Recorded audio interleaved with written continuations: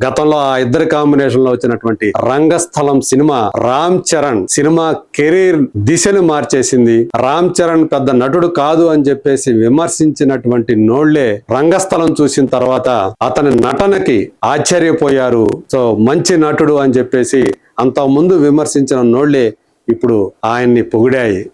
మరి అలాంటి పేరు రామ్ చరణ్ కి సంపాదించి పెట్టినటువంటి దర్శకుడుగా సుకుమార్ కీర్తిని సంపాదించాడు. ఇప్పుడు మరి ఆ ఇద్దరి కొలాబరేషన్ లో RC-17 సినిమా రూపుదిద్దుకోబోతోంది.